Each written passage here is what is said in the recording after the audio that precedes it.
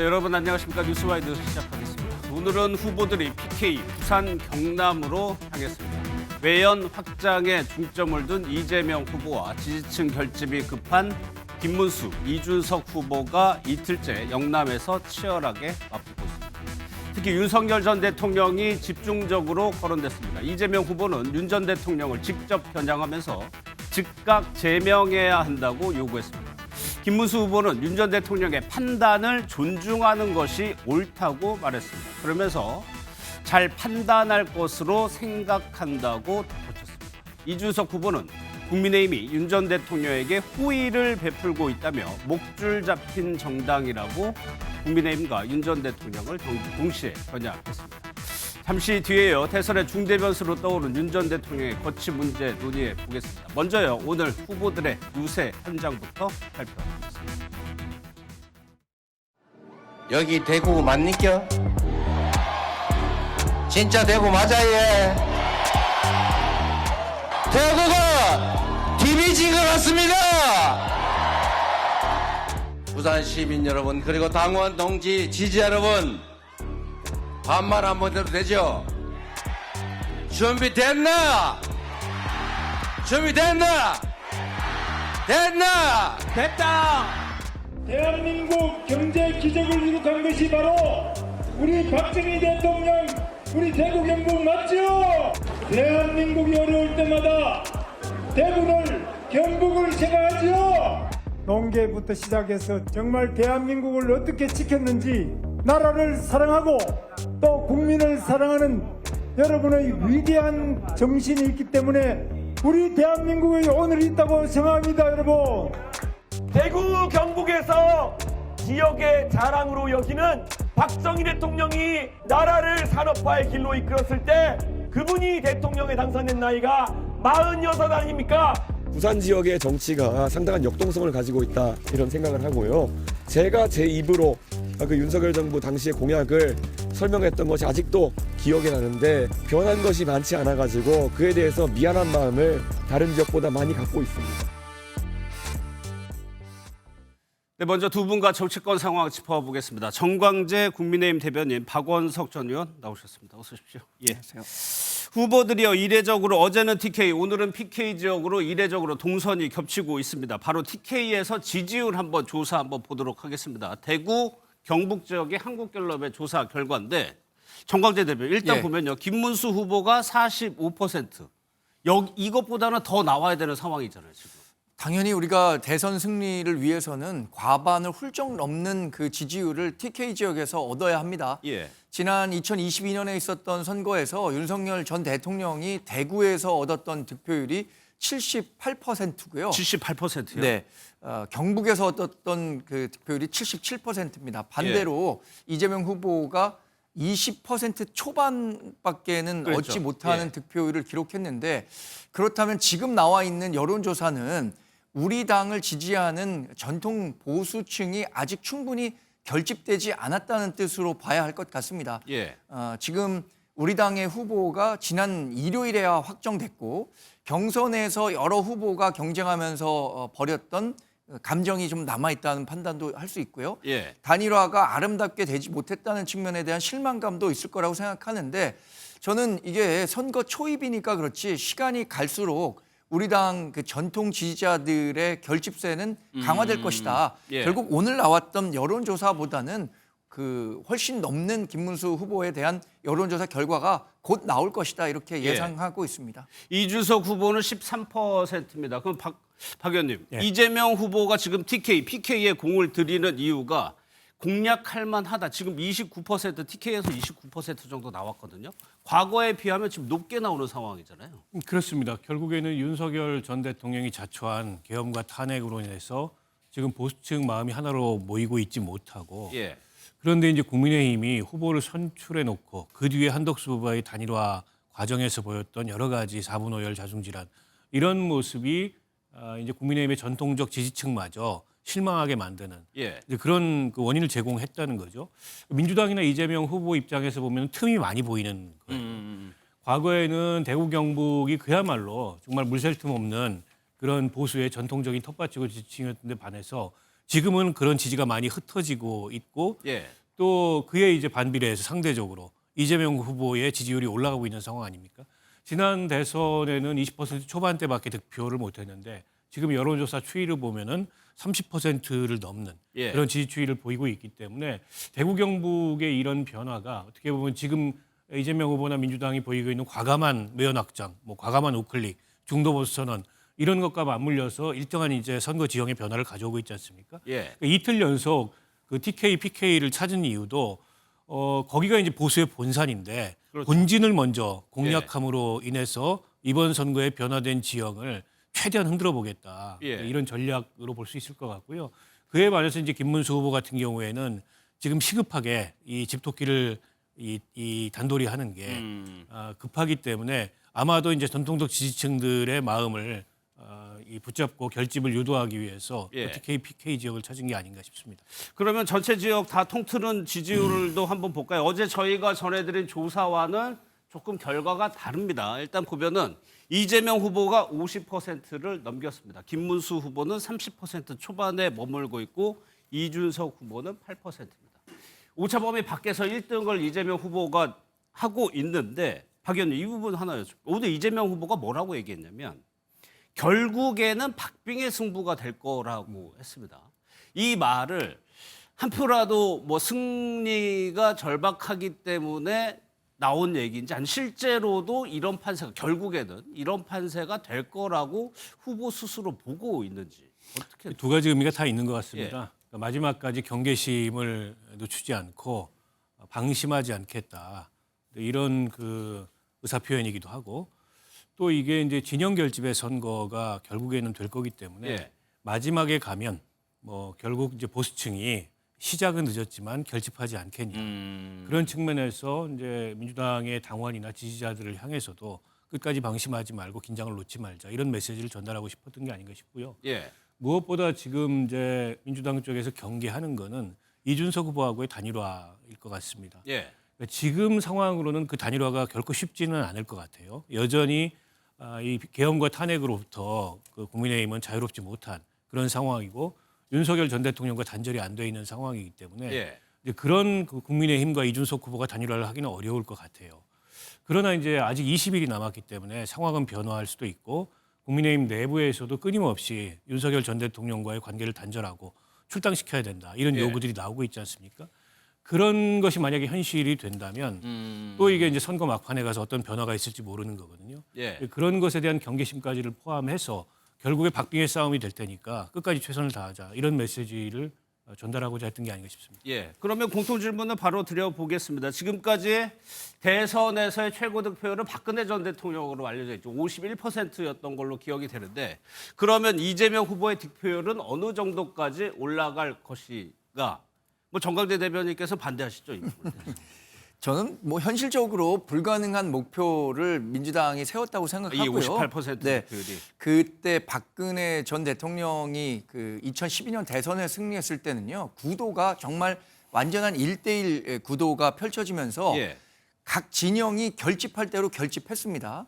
그리고 당시에 이제 안철수 후보와의 단일화가 이루어지면서 보수 진영에서 이러다 정권을 뺏길 수도 있다는 위기감이 강해졌기 때문에 후반 막판에 굉장히 높은 그 결집도를 보였습니다. 예. 지금 저는 58%가 아니라 지금 나오는 그 가장 높은 게 51% 정도 나오는 것 같아요. 그러나 갖고 있는 비호감도 그러니까 반 이재명 정서가 워낙 우리 그 정치권에 공고하게 있기 때문에 예. 결국에는 47, 8% 정도의 득표율밖에는 이재명 후보가 얻지 못하고 예. 과연 우리 당 후보가 이 목표로 하는 이준석 후보와의 단일화를 통해서 그 수치를 넘어설 수 있을 것인가가 관건이라고 생각하고 그런 그 선거 국면이 펼쳐지도록 예. 저희도 마지막까지 뭐 당장 하루에 1%씩 지지율을 높이겠다는 각오로 캠페인을 하고 있으니까요. 예. 대역전극을 꿈꾸고 있습니다.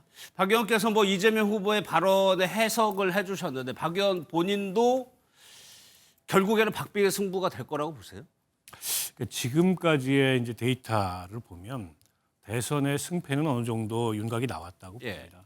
근데 국민의힘이 뭐 지금 이제 박빙의 역전을 꿈꾼다고 말씀하시지만 객관적으로 그러기 어려운 선거라는 게 모든 데이터가 이제 공이 말하고 예. 있고요. 역대 그 민주화 이후의 대선을 돌아보면 앞서 얘기했듯이 박근혜 전 대통령이 2012년에 최다 득표율을 기록했습니다. 51.6%.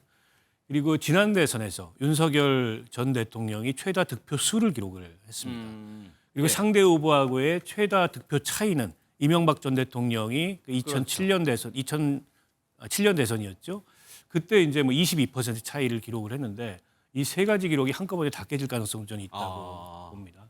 그래서 역대 최다 득표수, 최다 득표율, 최다 득표 차를 보일 수도 있다. 예. 근데 이제 국민의힘이 지금이라도 이 대선을 조금이나마 추격하는 대선으로 만들려면 필수적인 전제 요소, 전제 조건들이 몇 가지 있다고 생각해요. 예. 그게 이제 지난 계엄 탄핵에 대해서 진정성 있는 그런 성찰과 반성이고 첫 번째로 그 연장선에서 윤석열 전 대통령과의 단절, 가시적인 그리고 이제 이 보수의 그 거듭남, 쇄신에 관한 이제 의지를 구체적으로 표명하기 위한 이러저러한 개혁 조치들일 텐데 지금 어느 하나도 이루어지지 않고 있거든요. 이런 상황에서 지금 대구 경북마저도 이상 교류가 흐르고 있는데 어쨌든 이걸 뭐 따라잡아서 박빙의 선거로 만들겠다는 거는 의지는 좋습니다만 예. 객관적으로 현실은 굉장히 어려워 보인다 이렇게 보입니다. 예.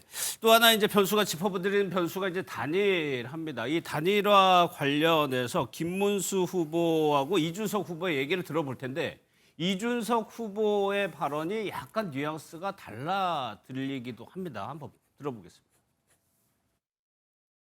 한덕수 우리 권한대행님하고 관계, 이준석 전 대표죠. 지금 후보, 이낙연 후보라든지 도덕적으로 자기들이 지지할 수 없는 이런 사람을 지지하기는 좀 어렵다 보고 빅텐트 안으로 많이 지지하러 오실 것으로 보고 있고 지금도 그 흐름이 많이 진행되고 있습니다.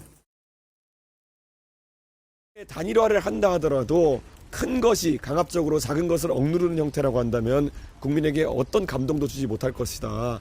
그런 생각을 하고 있습니다. 실제로 소위 뭐 김덕수 이런 얘기를 하면서 추진되었던 그 여권 내의 그런 내용이라는 것도 그런 억압적인 분위기를 드러냈기 때문에 국민들에게 지탄을 받았고 먼저 정강재 대표, 지금 뭐 김문수 후보 말로는 뭐 그동안 보수 진영에서 단일화 빅텐트 얘기 계속적으로 나왔지만 가시적으로 잡히는 건 아직까지 없었는데 흐름은 있다라고 지금 후보는 얘기를 하고 있거든요. 일단 반명 빅텐트 없이는 이번 대선에서 승리할 수 없다는 절박함이 우리 당에는 있습니다. 예.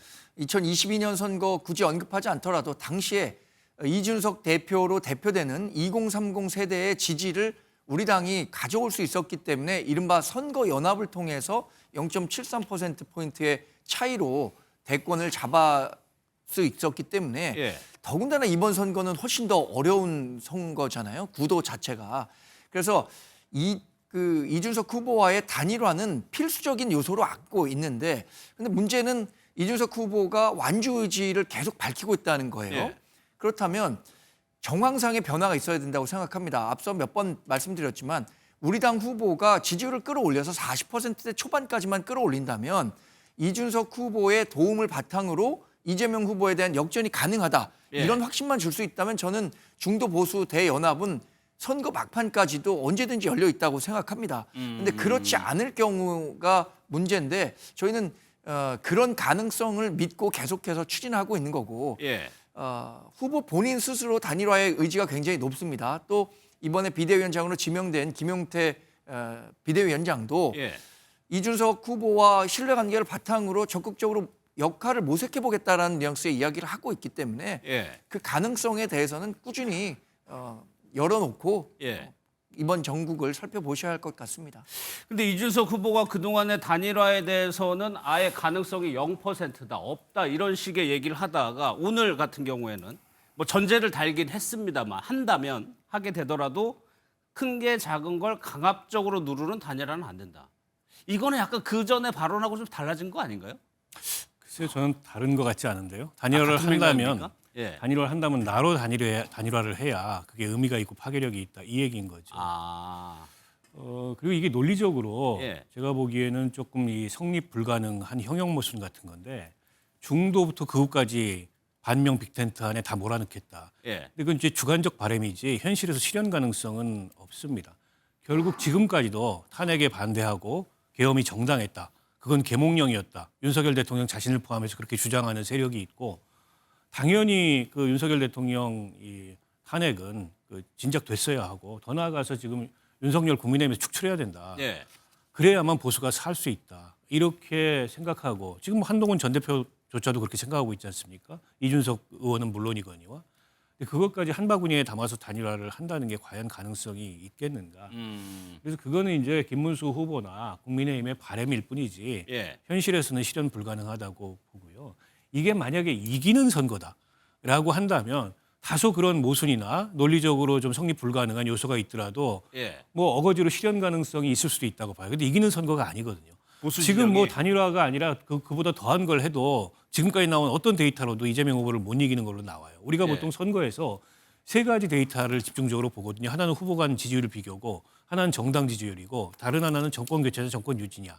요 세 가지 데이터에서 모두 다 정권 교체, 후보 지지율은 민주당의 이재명 후보가 압도하고 있고 정당 지지율도 마찬가지거든요. 이 상황에서 저 단일화가 무슨 의미가 있겠어요. 예. 그러니까 이준석 후보로서는 본인이 일정한 득표율만 기록할 수 있다면 어쨌든 대선 이후까지 멀리 보고 완주하는 것이 정치적으로 본인에게 가장 득이 되는 예. 이제 그런 그 판단이기 때문에 저런 단일화에 섣불리 응할 가능성이 없다. 그래서 이제 실현 가능성이 없다고 보는 겁니다. 그러면 이 질문을 바로 이어서 드릴게요. 그럼 박원석 의원께서 보시기에는 단일화의 성공 조건 없고 아예 불가능할 거라고 이번 선거에서 보시는 건가요? 그렇습니다. 저는 유일한 단일화 가능성이 있다면 김문수 후보가 더 오른쪽으로 세를 확장하는 이를테면 무소속의 황교안 후보, 자유통일당의 후보와 얘기하는 그런 뭐 단일화는 가능할 수 있을 것 같아요. 그게 아니면 이준석 후보에게 후보직을 넘기는 단일화는 가능할 수도 있겠죠. 오히려 그 정도 상황이 돼야 가능하다. 파괴력도 그게 더 파괴력이 있어요. 예, 정각생. 저는 근데 반대로 예. 이준석 후보가 열심히 이렇게 선거 캠페인을 하고 있음에도 불구하고 정당 대 정당의 그 진영 싸움으로 구도가 완전히 짜이게 되면 예. 이준석 후보가 득표를 할 수 있는 공간이 굉장히 적어질 거라고 보거든요. 그러니까 지금 나타나는 득표 그 여론조사상의 수치도 대략 한 자리 숫자를 벗어나지 못하고 있는데 이게 이준석 후보의 한 자릿수 숫자 지지율은요. 특정 세대와 특정 성별에서 결집돼서 나타난 현상이 강합니다. 그렇다면 이준석 후보가 본인의 확장성을 확인하지 못하게 되는 예. 그런 선거 결과로 귀결될 수 있다면 그것에 대한 부담감도 느낄 가능성이 있다고 보거든요. 예. 그리고 아까 말씀드린 것처럼 자신으로 인해서 보수 중도가 분열해서 결국에는 이재명 후보와 대적하지 못했다라는 책임론이 부각될 수도 있기 때문에 결국에는 김문수 후보가 얼마나 높은 경쟁력을 보일 것인가와 그로 인해서 이준석 후보가 득표율을 얼마큼 끌어올릴 수 있다라는 기대감이 이게 중요한 변수가 될 거라고 결국엔 봅니다. 지지율이라는 말씀이시죠. 그럼 그 부분은 어떻게 생각하세요? 이준석 후보가 완주하는데 이준석 후보 스스로 앞으로 차기를 위해서 도움이 될 거다라는 부분에는 좀 동의하세요, 정광재 대변인도? 완주하는 것이 예. 완주하는 것이 본인에게 도움이 될 수 있다 없다도 저는 이준석 후보가 결국 보여주는 여론조사상의 지지율이 될 거라고 봅니다. 예. 본인의 한계가 명확하게 드러나서 이것으로 인해서 그 결과도 실제 투표 결과도 그 정도 득표율밖에 기록하지 못한다면 오히려 중도 보수 진영으로부터 이준석의 한계를 명확히 확인한 투표였다. 예. 이렇게 판단할 수도 있는 거거든요. 그런 부분에 대한 정무적 판단을 이준석 후보가 결국엔 해야겠죠. 예, 박 의원님. 근데 이제 이준석 후보나 개혁신당 입장에서 보면 지난 총선에서 전국 정당 득표율 3%를 조금 넘겨서 이제 비례대표 의석 2석을 얻은 거거든요. 그보다 높으면 돼요. 정당이라는 게 그렇습니다. 그보다 발전하면 되는 겁니다. 그래서 국민의힘이 생각하는 것처럼 그렇게 힘으로 눌러가지고 예. 이준석 후보나 개혁신당이 스스로 지쳐서 포기하게 만든다. 그거 잘 안 될 겁니다.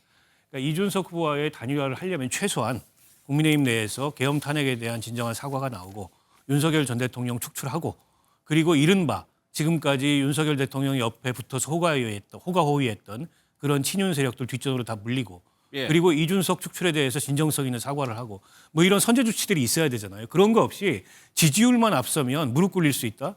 저는 그렇게 쉽지 않을 거라고 봐요. 알겠습니다.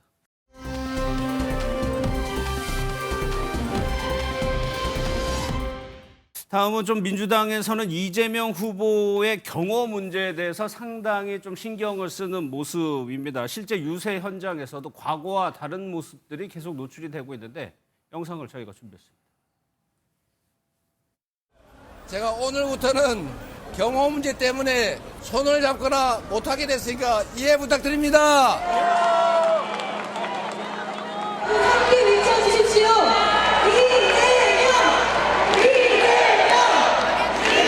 그렇기 때문에 지금은 이재명 보수 아닙니까?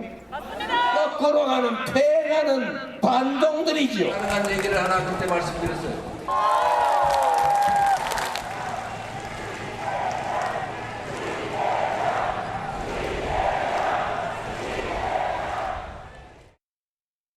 보신 것처럼 저런 장면들이 유세 현장에서 실제로 이제 벌어지고 있다는 건데 박 의원님 저런 모습 좀 낯설죠. 우리나라 현실에서 저격이라는 말이 좀 다가오지 않는 실제로 민주당에서는 이재명 후보에 대한 이런 테러 가능성을 상당히 높게 보고 있는 겁니까?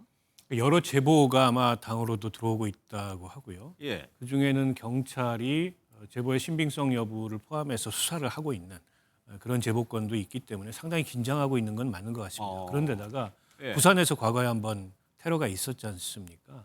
근데 그런 걸 겪고 나서 뭐 이재명 후보도 그렇고 민주당도 그렇고 그런 제보를 그냥 넘길 수만은 없는 예. 이제 그런 어떤 그 위험성을 좀 감지하고 있는 게 아닌가 싶고요. 어쨌든 지금 경찰이 대통령 후보들에 대해서 밀착 경호를 하고 있습니다만 그렇죠. 그런 경찰 경호를 넘어서 이게 대통령 경호처에다가 주요 요인에 대한 경호를 요청해야 되는 거 아니냐. 예. 이런 고민까지 하고 있는 것 같아요. 아직 요청을 안 한 것 같은데 경호처 입장은 법적 근거가 있기 때문에 요청을 하면 어쨌든 이게 주요 요인에 대한 경호 차원에서 할 수 있다 이런 입장을 밝히고 있고요. 오늘 보면 뭐 방탄유리 제작도 들어갔다. 예. 이런 보도도 있어서 역대 대선과는 조금 다른 모습이긴 한데 어쨌든 그런 그 위협에 대해서 만반의 대비를 하겠다 이런 그 판단을 하고 준비를 민주당은 하고 있는 게 아닌가 싶습니다. 예, 뭐 대비하는 것이 나쁘지는 않죠. 그동안에는 이재명 후보가 방검복을 입었었는데 이제 방탄복으로 바꿔서 착용하고 다닌다. 그런데 오늘 국회에서는 글쎄요, 이런 테러 위협을 조금 가볍게 보는 것 아닌가 하는 장면이 노출되기도 했었는데 법사위에서요. 곽규택 의원이 아예 방탄복을 입고 왔다고 합니다. 여기서 조금 실례가 있었다고 하는데 영상을 한번 보겠습니다. 예, 요즘 이재명 후보가 방탄복을 입고 다녀서 저도 비슷한 옷을 입고 와봤습니다. 이재명 후보를 해치려는 사람 아무도 없어요. 피해자 아닙니다. 그런데 이 법사위에는 저하고 지금 3m 거리 내에 전직 테러리스트 사대 폭탄을 만들어서 터뜨리려고 했던 사람이 앉아 있어요. 그런 상황에서 제가 방탄복을 안 입고 들어올 수가 있겠습니까? 곽규택 의원님 잘하셨어요. 좀 근데 귀여우시네. 의원님은 급이 아니니까 그 방탄복 그냥 벗으세요. 무겁고 별로 안 좋아요. 예. 덥고. 주변에 좀 목소리가 나오긴 하는데 정청래 위원장이 이제 웃으면서 넘어갔는데 국민의힘에서는 좀 과하다고 보는 겁니까 지금? 전 뭐 그 대통령 후보자의 경호와 안전 문제는 대단히 중요한 문제이기 때문에 예. 충분히 만반의 조치를 해야 한다고 생각합니다. 그 만반의 준비를 하고 경찰의 도움을 받고 대통령 경호처의 지원을 받는 것까지는 좋은데 저렇게 대중 앞에서 방탄복을 입는 모습 이런 것들을 보여주려고 하는 것은 그야말로 본인이 그 정치적으로 굉장히 탄압받고 있다. 예. 이런 것들을 보여주고 약자 코스프레를 하는 것 아니냐라는 비판을 받을 수도 있기 때문에 저는 저 정도까지 국민들께 그렇게 꼭 보여줬어야 하느냐 이런 문제를 제기하고 싶어요. 예. 그러니까 경호는 경호 나름대로 얼마든지 하시면 됩니다.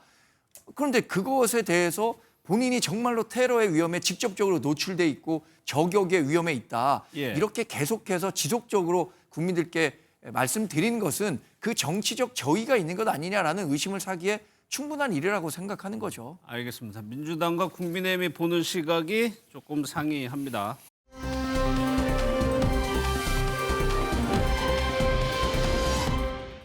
다음은 여전히 홍준표 전 시장이 정치권 기사에 오르내리고 있습니다. 영상부터 좀 보겠습니다. 오늘 정기적으로 했습니다. 이번 대선에서 제 역할은 여기까지입니다. 더 이상 정치 안 하겠습니다. 경선 발표 이틀 전부터 결국 후보를 못 낼지도 모른다. 이 당은 그래서 이제 그만하겠다고 조롱합니다. 홍준표 전 시장은 지금 미국 하와이에 거주 중인데 오늘도 글을 온라인상에 올렸습니다. 발언을 한번 보면 정남위가 떨어진다. 근처에도 가기 싫다. 그러니까 국민의힘을 얘기하는 건데 박 의원님 글쎄요. 정계 은퇴 선언하고 지금 미국에 가 있음에도 불구하고 계속적으로 국민의힘에 대한 발언 수위가 높아지고 있단 말이에요. 왜 그렇다고 보세요? 그러니까 홍준표 시장님 입장에서는 그런 어떤 환멸감, 비애감 이런 거를 느꼈을 만할 것 같아요. 예. 국민의힘이 경선이 진행되는 과정을 보면 홍준표 시장 캠프에도 많은 친윤 현역 의원들이나 당협위원장들이 왔는데 예. 정작 이제 경선 막바지에는 한덕수와의 단일화를 공언했던 김문수 후보 쪽으로 다 빠지고 그분들이 결국에는 예, 또 예. 나중에 김문수 후보가 선출됐음에도 불구하고 이제 한덕수와의 단일화를 강요하는 뭐 예. 이런 분위기가 형성됐잖아요. 과연 이게 본인이 수십 년 동안 몸 담고 그 당에서 대표도 지내고 이제 그랬던 그 당에 어떻게 보면은 좀 원로급의 인사인데 과연 이 정당이 정상적인 정당인가 이런 판단이 들었을 것 같아요. 그래서 정계 은퇴와 동시에 뭐 탈당까지 하고 대선판에 일절 이제 관여 안 하겠다 이런 입장인데 사실상 역설적으로 좀 관여를 하고 계세요. 그런 셈이죠. 어떻게 보면 네. 국내에 안 계신데도 존재감이 훨씬 더 커져가지고 지금 모든 정당과 후보들이 홍준표 전 시장에게 구애를 하는 예. 이런 모습이 펼쳐지고 있는데 최근에 홍준표 전 시장의 지지 모임 일부가 이재명 민주당 후보를 지지 선언을 하기도 했고 예. 또 거기서 이제 정책 그 총괄을 했던 카이스트 이병태 교수가 이재명 후보 사실상 지지 선언을 이 캠프에는 참여 안 하기도 했지만 예. 한 것이나 다름없거든요. 국민의힘의 위기감이 굉장히 커졌을 겁니다. 그래서 지금 뭐 권성동 전 원내대표를 비롯해서 이제 일부는 또 읍소하고 예. 일부는 또 홍준표 시장을 비판하는 이런 그 다소 혼란스러운 모습을 보이고 있는데 글쎄요, 근데 국민의힘이 정말 진정성 있는 본인에 대한 사과와 그동안의 잘못된 한덕수와의 단일화 추진에 대한 반성 뭐 이런 게 없이는 홍 시장 마음을 돌이키기는 좀 어려워 보입니다. 그러니까 두 가지로 국민의힘에서 크게 반응이 나오는 것이 이제 읍소 전략을 구사하는 분도 있는 반면에 권영세 전 비대위원장 같은 경우는 다소 감정적인 반응을 오늘 좀 내비쳤었단 말이에요. 인성 문제를 얘기했어요. 그래서 뭐 SNS를 올릴 때는 좀 감정적으로 격앙될 때가 있죠. 예. 그러나 그 SNS를 올린 다음에 실제로 이거 괜히 올렸다라고 판단해서 나중에 다시 내리는 경우도 있는데 예. 저는 뭐 개인적인 감정을 SNS에 이렇게 공개적으로 표출하는 것은 좋은 방법은 아니라고 생각합니다. 근데 홍준표 전 대구시장을 지지했다는 외곽단체가 민주당 이재명 후보를 지지한다. 예. 이분들이 실제로 홍준표 전 대구시장이 미국에 지금 체류하고 있는데 홍 전 시장과 직접 소통한 후에 가서 도와도 된다라는 그 식의 양해를 받은 건지 이 부분은 아직 확인되지 않은 것 같고요. 예. 홍준표 전 대구시장이 그동안 보여왔던 정치의 궤적들을 살펴본다면 그래도 우리 당에서 당대표 했고 대선 후보도 했던 분이었고 예. 또 우리 당에 대해서 많은 애정을 갖고 계실 겁니다. 지금 당장은 경선 과정에서 본인이 뜻을 펼치지 못한 데 대한 뭐 아쉬움 많이 있겠죠. 환멸을 느꼈다고 하지만 그래도 정치인이 떠날 때 자기가 마시던 우물에 침 뱉고 가면 안 된다는 말들 많이 하시더라고요. 예. 저는 홍준표 전 대구시장도 분명히 그런 정도의 정치적 양식은 갖고 계실 거라고 믿고 있습니다. 예. 아니 근데 홍준표 전 시장 입장에서는 함께 마시던 우물에 도대체 누가 침을 뱉은 거냐 이렇게 역으로 질문을 하실 것 같아요. 예. 그거는 권영세, 권성동, 이쌍권 지도부와 이른바 윤석열 정권에서 이 당의 주류라고 했던 그런 세력들이 먼저 침을 뱉은 거 아니냐 예. 이렇게 볼 것 같습니다. 그래서 이제 뭐 정계 은퇴와 동시에 탈당까지 한 게 아닌가 싶고 근데 그분들이 반성도 안 하고 앞서 권영세 그 전 비대위원장 메시지처럼 뭐 타고난 인성 운운하면서 오히려 홍준표 전 시장을 비난하는 듯한 모습을 보인다면 적반하장이라는 생각 안 들겠습니까? 예. 그래서 저는 권영세 전 비대위원장이 무슨 감정이 저렇게 많아가지고 예. 뭐 인성까지 운운하면서 저런 메시지를 올렸는지 모르겠지만 누가 봐도 사실은 권영세 비대위원장이 그 한덕수 무임승차를 추진하다가 그 책임을 지고 물러난 건데 예. 그런 그 본인의 지금 처지에서 보면 홍준표 전 시장에게 저런 말할 계제는 아니잖아요. 그러니까 이제 국민의힘의 이 친윤 기득권 세력이 여전히 제가 보기에는 이번 대선을 정말 절실하게 뭔가 지금 상황을 바꿔보려는 생각보다는 예. 대선 이후에 당권에 여전히 연연하고 있는 게 아닌가. 오늘도 그런 모습이 비춰졌다라는 생각이 듭니다. 네. 반면 그러니까는 홍준표 전 시장이 사퇴를 요구한 사람이 권영세 전 비대위원장이나 권성동 원내대표인데 권성동 원내대표는 간곡히 부탁한다는 글을 또 썼단 말이에요. 윤상현 의원도 홍사모를 좀 막아달라라는 글을 올리는 상황인데 글쎄 당내에서 홍 전 시장을 바라보는 시각이 뭡니까? 좀 애증의 감정이 있는 겁니까? 지금 행보만 놓고 본다면 조금 아쉬운 감정이 많겠죠. 아. 이번 경선에 참여했었기 때문에 예. 그리고 김문수 후보와도 개인적인 신뢰관계가 굉장히 두터운 사람이잖아요. 문수형이라고 그렇죠. 서슴없이 예. 부를 정도로. 그렇다면 일정 정도 시간이 지나면 저는 홍준표 전 대구시장도 김문수 후보를 돕는 쪽으로 정치적 행보를 하는 것이 좋겠다라는 생각이 들고요. 예. 그게 뭐 비단 저뿐만 아니라 지금 김문수 후보를 돕는 우리 당 많은 지지자들이 함께 갖고 있는 생각입니다. 그래서 미국에 체류하는 기간이 얼마나 길어질지는 모르겠습니다만 예. 어떤 식으로든 김문수 후보의 당선을 돕는 쪽에 메시지들을 내시는 게 좋지 않겠는가 이렇게 예. 기대해 봅니다. 근데 지금 김문수 후보 입장에서는 빨리 지지층 결집하고 중도층 공략에 나서야 되는 상황인데 당내 균열이나 파열음이 계속적으로 들린다는 게 불리한 거잖아요. 상당히 아쉬운 대목이죠. 지금 민주당이 이재명 후보를 4월 27일 날 확정하고 이른바 1극 체제를 완성했기 때문에 후보 중심으로 아주 일사불란한 모습을 보이는 부분에 대해서는 상당히 부러운 부분도 있습니다. 그러나 예. 우리가 시작이 늦었다고 해서 그 끝이 정해져 있다고는 생각하지 않습니다. 거북이와 토끼의 그 경주에서 봤을 때도 토끼가 많이 앞서가지만 하루하루 열심히 추격해가는 거북이가 결국 승자가 되곤 하거든요. 예. 그래서 뭐 더 낮은 자세로 아까 박원석 의원님 진짜 좋은 말씀들 많이 하셨어요. 우리 당이 어떻게 중도 외연으로 확장해 가야 되는가. 윤석열 전 대통령과의 절연, 계엄과 탄핵에 대한 간곡한 사과 이런 것들이 바탕이 돼야 된다고 생각하거든요. 저는 그 진정성들이 조금씩 시간을 두고 나올 거라고 기대하고 그렇게 우리 당이 변화할 것으로 예상하고 있습니다. 예. 그런데 반면에 오히려 상대 후보들 이재명 후보와 이준석 후보는 계속적으로 홍 전 시장에 대해서 긍정적인 우호적인 발언들을 하고 있습니다. 직접 한번 들어보겠습니다. 전화를 해서 이런저런 얘기 많이 했습니다. 가끔씩 저한테 미운 소리도 해가지고 약간 제가 삐질 때도 있긴 한데 그분은 나름대로 자기의 입장을 그런대로 유지해온 훌륭한 정치인이에요. 변칙, 반칙 이런 거 그렇게 용인 쉽게 하는 사람 아니잖아요. 그리고 귀엽지 않습니까? 대권 승리를 위해서라면은 홍준표 시장님 같은 분들 우대해야 될 거 아닙니까? 그 큰 당에서 왜 어느 누구도 그거 배웅 하나 제대로 못 해가지고 이준석이 지금 당도 다른데 그리고 또 그런 상황에서 가야 되는 겁니까? 도대체 누가 싸가지가 없고 누가 예의가 있는 것인지 한번 되짚어봤으면 좋겠습니다. 박 의원님께 이재명 후보 관련된 거 여쭤볼게요. 한간의 이재명 연대설 이런 얘기도 잠깐 뭐 돌아다니긴 했었는데 실제로 그게 가능성이 있다고 보셨어요? 쉽지는 않겠죠. 예. 수십 년간 다른 진영에서 정치를 했는데 홍준표 시장이 아무리 국민의힘에 서운하고 또 정내미가 떨어졌다 하더라도 상대 진영의 후보의 손을 들기는 쉽지 않을 겁니다.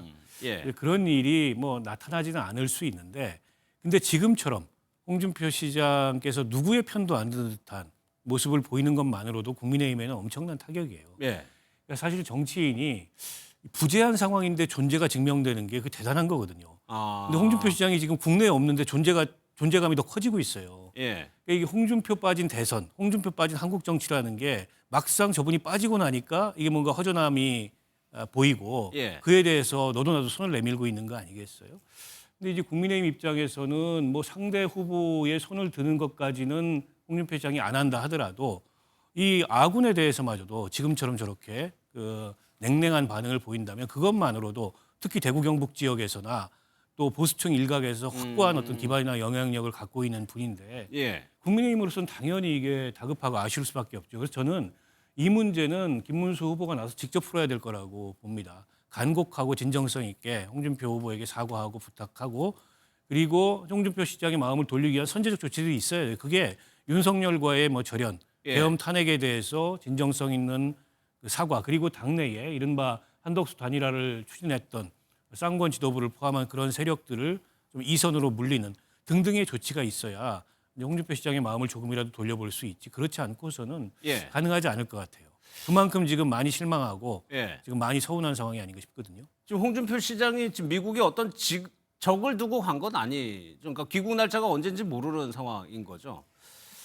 네, 지인의 집에 머물고 있다고 했고 예. 저는 이재명 후보가 자꾸 홍준표 전 시장에 대해서 이야기하는데 이재명 후보가 정말로 진정성이 있다면 지금 대선에서 홍준표 전 시장이 이재명 후보를 돕지 않더라도 이재명 후보가 만약에 대통령이 된다면 총리로라도 기용하겠다라는 메시지를 내야 그게 진정성 있는 홍준표 전 대구시장에 대한 예우 아닐까요? 예. 그 얘기 할 수 있다면 저는 그 진정성을 믿겠습니다. 그렇게 구체적으로 얘기를 한다면. 그런데 지금 국민의힘에서는 한동훈 전 대표도 그렇고 한덕수 전 총리도 그렇고 같이 경선에 참여했던 분들이 선대위에서 좀 안 보이고 있는 상황인데 요거 하나 좀 정광재 대표께 여쭤볼게요. 보도에 따르면 일보에서 한동훈 전 대표 같은 경우에는 약간 시기를 조금 보고 있다. 선대위에 등장하는 거. 한동훈 전 대표는 참여할 가능성이 좀 있다고 보세요. 막판이라도? 저는 몇 가지 그 한동훈 전 대표가 본인이 그 김문수 후보를 돕기 위한 전제 조건, 그러니까 우리 당이 어떻게 보수의 혁신을 이끌어갈 수 있는가에 대한 전제 조건을 세 가지가 걸었잖아요. 올렸죠. 네. 예. 그 조건이 뭐 100%다 수용될 수 있겠습니까? 저는 정치에서 일방이 요구하는 조건을 일방이 100%다 수용하기는 어렵다고 봅니다. 예. 그러나 수용 가능한 부분이 있고 그렇지 못한 부분이 있다면 그것을 조화를 통해서 결국에는 해결점을 찾아가는 거거든요. 예. 저는 한동훈 전 대표가 본인의 정치적 미래를 위해서도 김문수 후보를 돕는 것이 본인이 얘기했었던 게 항상 선민 후사, 선당 후사였잖아요. 예. 그런 자세를 실현하는 모습이 될 수 있을 것이라고 생각하고요. 다만 그 과정에서 분명한 김문수 후보의 입장 변화, 그러니까 한동훈 전 대표가 당에 와서 열심히 선거운동을 할 수 있는 정도의 명분을 제공해 줘야 한다라고 생각하고 그 명분을 만들어가는 과정이 결국엔 김용태 전 비대위원장을 임명한다든가 예. 그 비대위원장을 통해서 다른 그 정치적 메시지를 내고 있다는 것, 그런 것도 계기가 될 수 있을 것이라고 생각합니다. 예, 앞서 한 후보가 그 SNS에 올렸던 세 가지 조건이 충족이 되면 충분히 가능성이 있다는 취지신 거죠. 그럼 이준석 후보 같은 경우에는 실질적으로 홍준표 시장의 도움이 필요한 거는 이준석 후보일 수도 있을 것 같기도 하고요. 홍준표 시장 뭐 출국길에 공항에서 그래서 배웅까지 했지 않습니까? 예. 그리고 평상시에도 이준석 후보가 국민의힘 정당을 나온 이후에도 홍준표 시장하고 아마 교류가 있었던 걸로 알려지고 있고 서로 이제 좀 가깝다 이렇게 알고 있어요. 근데 이제 그거 하고 이준석 후보를 이번 대선에서 덕담 수준을 넘어서 실질적으로 지원하는 거하고는 조금 또 거리가 있는 그렇죠. 문제지 않습니까? 예. 덕담은 저는 할 만큼 했다고 생각해요. 이번 대선은 이제 이재명, 이준석 양자 구도다 이런 예. 말씀까지 홍준표 시장이 했잖아요. 근데 그걸 넘어서서 실질적 도움이 되려면 홍준표 시장과 마지막까지 경선을 함께 치렀던 그런 분들이 뭐 이준석 캠프나 개혁신당으로 이동한다든지 이런 모습이 있어야 되는데 아직 그런 모습은 나타나지 않고 있어요. 그러니까 홍준표 시장으로서도 말씀은 내가 이번 대선에서 빠지겠다 얘기하고 있지만은 지금 뭐 이렇게 계속 연일 메시지를 내는 게 대선판에 안 빠져 계신 거 아니에요. 예. 어느 시점에선가 어떤 판단을 내릴 텐데 국민의힘이 홍준표 시장이 아쉽다면 홍준표 시장의 마음을 돌리기 위한 선제적 조치를 취해야 될 거다. 예. 사실 이준석 후보나 이재명 후보가 홍준표 시장한테 줄 수 있는 게 그렇게 많지는 않아요. 아까 이제 뭐 총리직 이런 얘기를 했는데 그건 굉장히 값싼 거래로 보이잖아요. 예. 그런 거에 응할 정도의 아. 그 중량감은 또 아니거든요. 홍준표 예. 시장이. 그 반면에 국민의힘이 홍준표 시장의 신뢰를 다시 회복하기 위해서 할 수 있는 일들이 있습니다. 문제는 그걸 안 해서 지금 벌어지고 있는 문제예요. 예. 그러니까 대표적으로 권성동 의원이 아직도 원내대표로서 공동선대위원장에 참여하고 있는 모습 같은 게 홍준표 시장 같은 분이 도저히 이건 함께할 수 없다. 이런 판단의 근거가 되는 거 아니겠어요? 예. 거기서 뭔가 가시적인 변화가 있지 않고서는 어려울 거다 예. 생각합니다.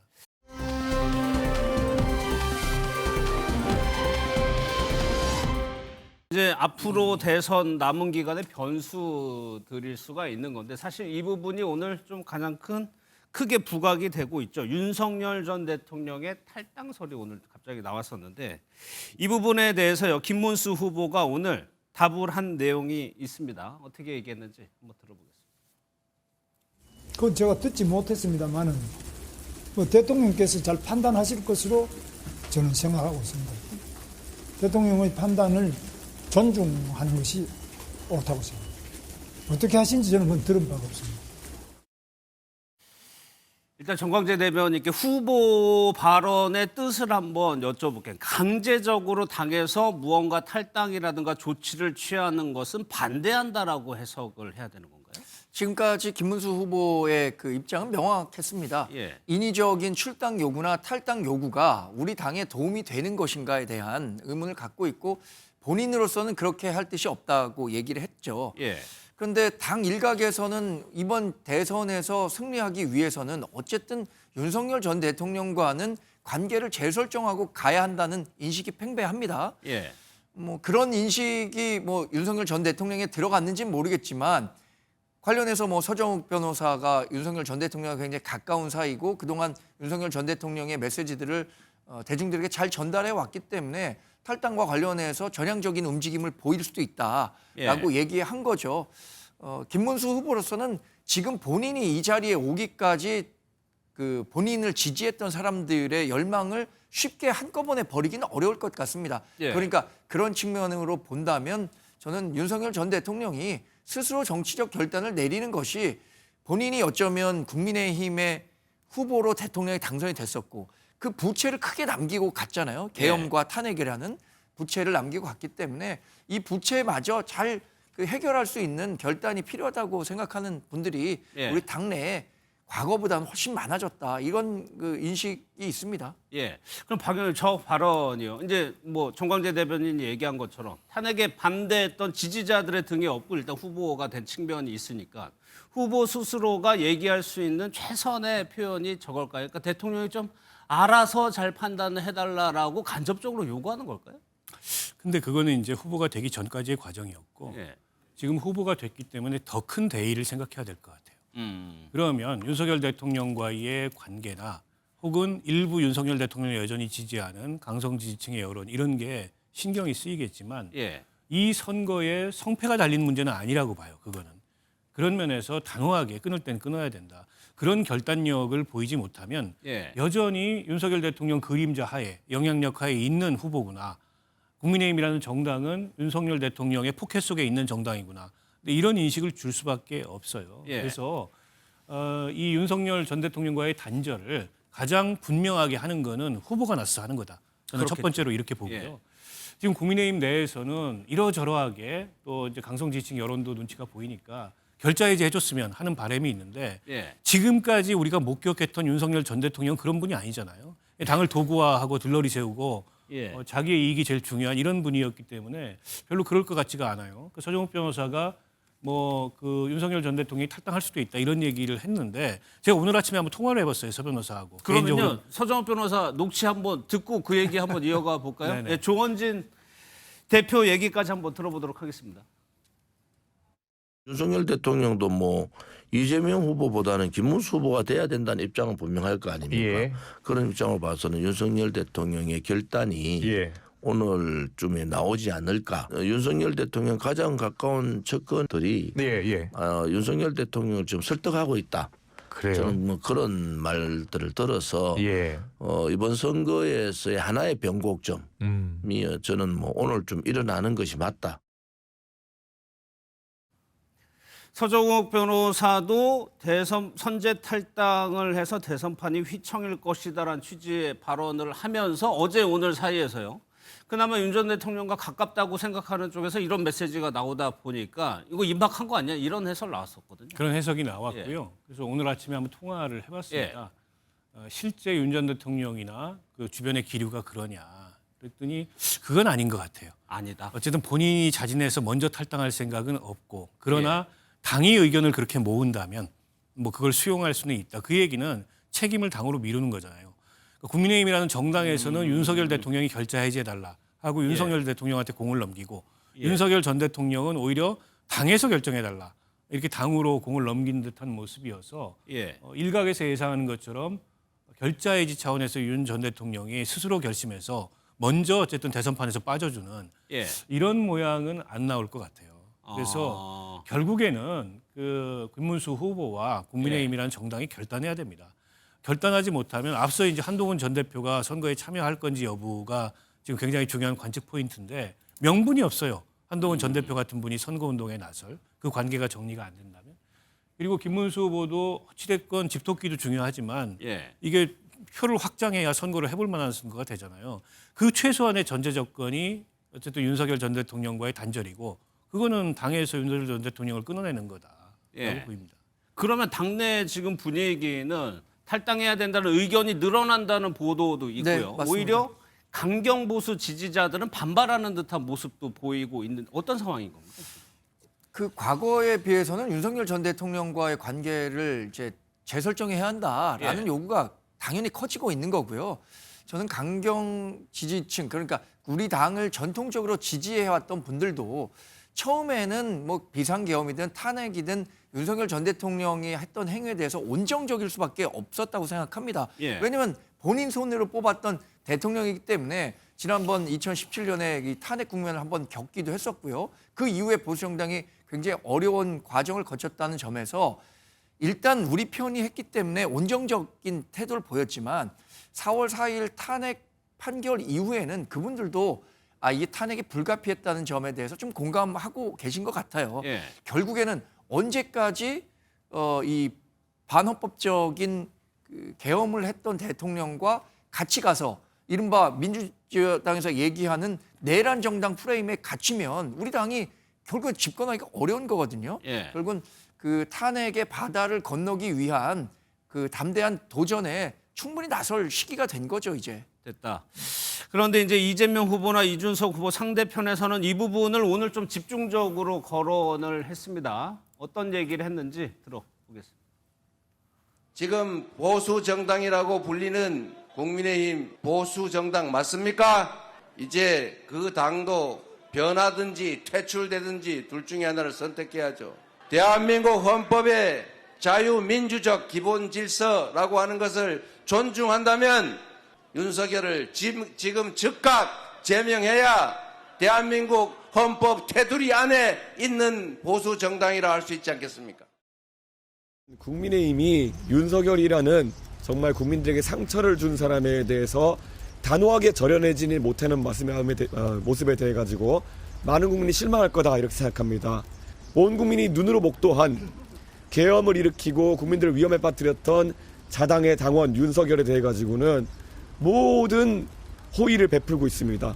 저는 그것만으로도 이들은 윤석열에게 목줄 잡힌 정당이다. 저는 확실하게 생각합니다. 이 부분 하나 정광재 대변인께 이거 하나 여쭤볼게요. 만약에 이제 윤 전 대통령 관계 정립을 마무리한다 하더라도 민주당이나 이준석 후보는 또 다시 그거를 또 진정성 부분에서 공격할 수도 있는 거고요.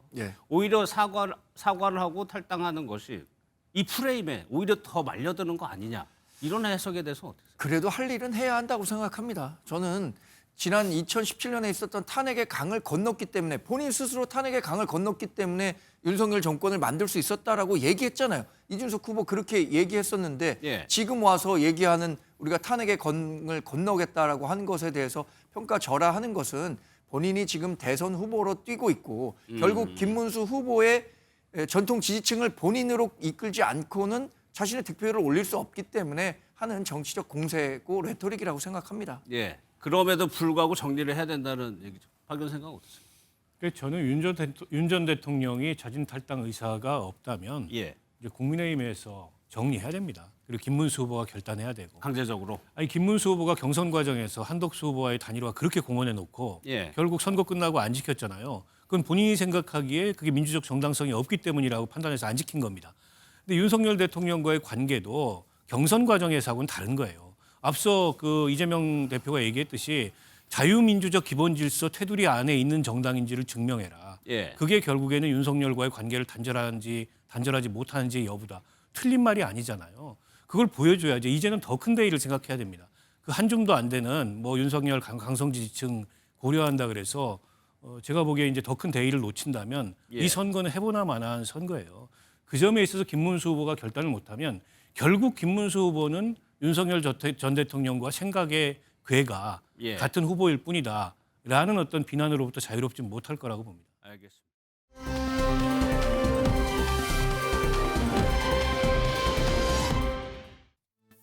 미래를 향해서 끌고 나가고자 하는 그런 엔진, 희망, 그리고 미래 이런 것들을 상징하는 인물이 저는 김용태 의원이라고 생각해서 제가 모셨는데, 저도 갑작스럽게 제안을 받아 수락한 상태여서 제가 이 짧은 시간 동안 당을 위해 무엇을 해야 하는지 그동안의 생각을 다시 살펴보고 있습니다. 잘못을 인정하고 책임 있게 행동하는 사람들은 이제 모두 크게 연대해서 새로운 대한민국을 만들어 가겠습니다. 매우 짧은 선거 기간 동안 젊은 리더십으로 놀랄 정도로 빠르게 유연하게 보수 개혁과 김문수 후보의 대선 승리의 비전을 제시하겠습니다. 네, 김용태 국민의힘 비대위원장 내정자 나오셨습니다. 어서 오십시오. 안녕하세요. 오늘까지 내정자고 내일이면 비대위원장이 되는 거죠? 그렇습니다. 임명 절차가 내일 진행됩니다. 예.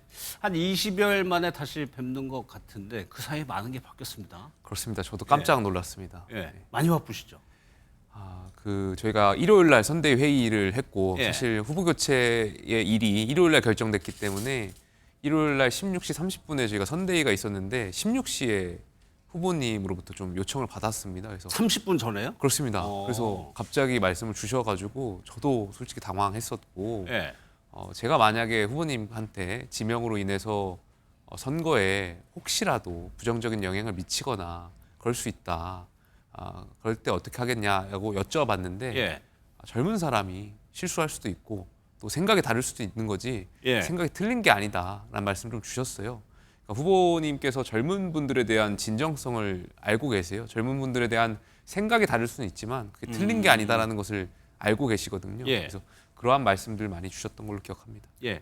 며칠 안 됐습니다만 그 지명 직후에 이런 얘기를 하셨어요. 놀랄 정도로 빠른 변화를 다짐했는데 아직까지 구체적인 개혁 조치, 이른바 개혁 조치는 좀 눈에 띄지 않는 것 같기도 한데 지금 뭔가를 준비하고 있을 것 같긴 합니다.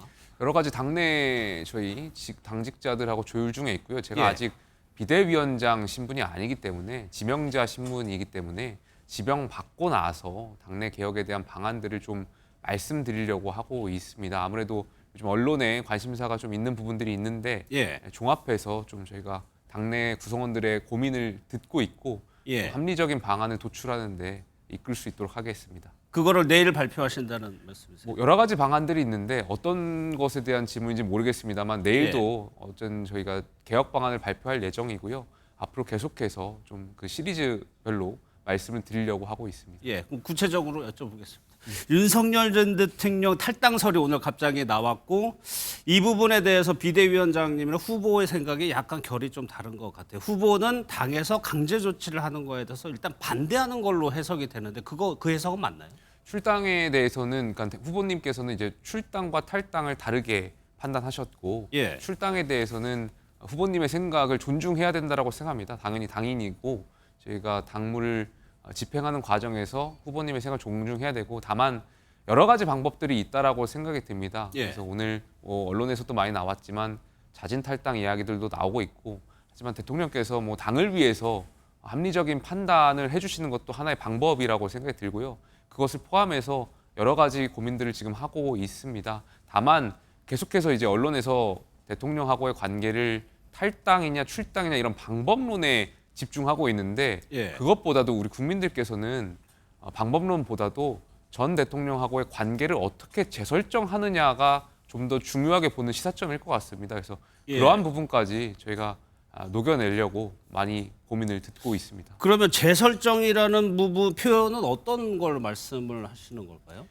대통령하고의 어떤 관계에 대해서 여러분들에 대한 고민들도 있었고요. 당내 민주주의를 확립하는 차원에서 저희가 또 성숙한 민주주의를 발전시키는 과정에서 정치 개혁의 하나의 방안으로 고민을 해왔던 부분들이 있습니다. 그래서 예. 정리해서 금명간 발표할 수 있도록 하겠습니다. 그러면은 일단 그 방향이 윤 전 대통령과 당과는 어느 정도 거리를 띄게 되는 거는 맞습니까? 지금 민주당에서는 아마 저희 국민의힘을 계속해서 계엄의 강과 탄핵의 강에 빠뜨려 놓으려고 할 겁니다. 저희가 빠른 시간 안에 국면을 전환하고 정치 개혁을 이뤄내서 결국에 김문수 후보가 갖고 있는 비전 그리고 김문수의 대한민국이 됐을 때 우리나라가 어떻게 바뀔 것인지에 대한 비전을 말씀드리기 위해서라도 예. 빠른 시일 안에 그 민주당의 전략에 말려들지 않고 국민들께 말씀드릴 수 있도록 하겠습니다. 예. 위원장께서도 일단 윤석열 전 대통령과의 관계 설정을 해야, 그러니까 뭐 절연이라고 표현하기도 그렇죠. 일단 관계 설정을 해야 이재명 후보를 따라잡을 수 있다라고 판단을 하시는 거죠. 그렇습니다. 아마 그러한 지점이 민주당이 가장 경계하고 있을 첫 번째 지점이라고 생각하고 있고요. 예. 저희가 대선까지 약 20여일 정도 남았는데 앞으로 두세 차례의 큰 파도가 있을 거라고 생각합니다. 예. 국면 차원에서 국면 전환이 역대 대선에서 봤을 때 두세 번 정도의 국면 전환이 있었고 그것이 저희가 지금 추격자의 입장인데 추격자가 더 간격을 좁히는 데 역할을 해왔던 걸로 기억합니다. 예. 그 관계 설정의 하나의 국면 전환이 될 거라고 저는 생각합니다. 두세 차례의 국면 전환이라고 하면은 국민의힘에서 발생하는 국면 전환. 국민의힘에서 유발될 수도 있고 민주당에서도 유발될 수 있고 그 선거라는 것을 예측 가능성이 굉장히 어렵기 때문에 예. 하지만 역대 대선을 봤을 때 그 여론조사 수치가 출렁출렁할 때 그 국면 전환이 두세 번 정도 있었던 걸로 기억합니다. 예. 앞서 여기 이제 기다리시면서 저희 얘기하는 거 들으셨는데 예. 윤 전 대통령의 이거는 그냥 전언입니다. 이 당과의 관계 정립에서 상당히 강경하다라는 얘기도 들리는데 실질적으로 좀 윤 전 대통령 쪽의 소식은 전해 듣고 있는 게 있으신가요? 저는 저도 언론을 통해서 말씀하셨던 분들의 통해서 전해 들었던 것이 직접적으로 제가 아는 바는 없습니다. 예. 그러면 실제 김용태 비대위원장께서 직접 윤 전 대통령을 만난다거나 통화를 한다거나 직접적으로 좀 행동에 나설 용의도 있으세요? 여러 가지를 고민하고 있고 지금 상황에서는 답변 드릴 수가 없는 부분이 있어서 아 그래요? 네, 고민을 좀 해서 말씀을 드리겠습니다. 아 궁금한데요. 계속 얘기하시니까. 예. 예. 또 하나 여쭤볼게요. 지금 김용태 비대위원장과 대척점에 있는 분이 윤여준 전 장관을 많이 비교를 합니다. 네. 민주당에서는 윤여준 전 장관을 선거대책위원장으로 앉혔을 때 뭔가 목적과 효과, 기대하는 효과가 있었을 것이고요. 또 김문수 후보도 김용태 비대위원장을 좀 도와달라고 했을 때 뭔가 생각하는 게 있었을 거예요. 그게 중도층 표심일 수도 있습니다. 저희의 지지층 영토 확장을 마음껏 하게 했습니다. 저희가 과거에 파란색도 썼습니다. 과거 정당일 때요. 예. 저희가 파란색까지도 되찾아오겠다는 말씀을 드렸습니다. 보수의 정체성을 회복하고요. 저희가 대한민국 집권의 역사와 함께 해왔던 정당입니다. 대한민국이 굵직굵직한 개혁의 결정 시점에 저희 당이 함께 했었고 저는 보수 정당도 개혁해야 된다고 생각합니다. 지금 예. 인구 구조가 변하고 있고 저성장의 늪에 빠져 있는데 규제를 개혁하고 연금을 개혁하지 않으면 대한민국이 재성장이 어렵다라는 많은 전문가들의 조언들이 있습니다.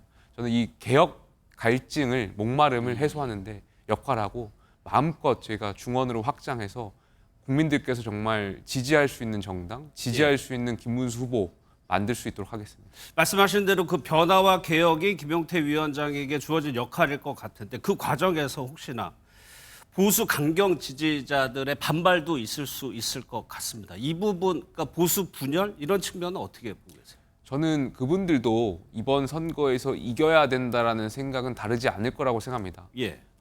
만약에 정말 우리가 정권 재창출에 실패하지 못한다면 지금 민주당이 보여주는 행태들, 가령 법원을 압박하고 대법원장을 탄핵하려고 하고 이재명 후보만을 위해서 법을 바꾸려는 행태들을 볼 수밖에 없을 겁니다. 아마 그런 세상을 원하시는 분들은 없을 거라고 보여지고요. 저희가 선거에서 이기기 위해서라도 또 많은 시민들의 선택을 바뀌기 위해서라도 변화의 몸부림을 뿌리칠 수 없다라는 것은 그 지지층들도 인지하고 있으실 거라고 생각해서 저를 예. 믿어주실 거라고 생각이 듭니다. 알겠습니다. 또 하나의 변수가 이준석 후보와의 단일화 문제입니다. 개인적으로 2년도 있는 걸로 알고 있고요. 실질적으로 비대위원장 지명되고 이준석 후보하고 통화나 연락을 좀 주고받으신 적이 있어요? 톡으로 연락을 받았습니다. 예. 축하의 의미를 담고 이제 이모티콘 같은 것을 보내서 이모티콘이요? 예, 그렇습니다. 그래서 그러면 축하의 의미를 담아줬습니다. 예. 근데 오늘 발언이요. 큰 것이 작은 것을 억누르는 형태는 안 된다. 단일화에 대해서. 이 입장이 약간 기존의 입장보다는 조금 누그러졌다고 해석하세요? 아니면 별 의미는 없다고 보세요? 어떻게 해석하세요? 저희가 국민의힘이 더 큰 정당이고 저는 관용이 굉장히 중요하다고 생각합니다. 예. 저희가 더 많은 것을 함께 하기 위해서는 여러 가지 논의하는 데 있어서 충분히 오실 수 있는 부분도 있다라고 생각이 들고 저는 그 이준석 후보와 여러 가지를 해오면서 아마 가치라든지 진정성이라든지 비슷한 측면이 있을 거라고 생각됩니다. 그렇다면 이야기를 하다 보면 아마 논의의 확장 범위가 굉장히 많아질 것 같고 뭐 여러 가지를 논의할 수 있을 거라고 생각이 듭니다. 예. 그러면 그 논의의 시기라는 것이 언제가 좀 적절하다고 판단을 하고? 일단 두 가지인데요. 첫 번째로 저희가 선대위가 출범했지만 당내 경선을 함께 하셨던 분들이 아직 참여를 못하고 계신 분들도 계십니다. 그래서 이런 빅텐트를 함께 하기 전에 당내 경선 주자분들을 모실 수 있는 그런 자리가 먼저 필요할 것 같고요. 또 그러한 분들을 모시기 위해서라면 한 전 대표 같은 분들께서 당의 혁신 방안을 제시한 바가 있습니다.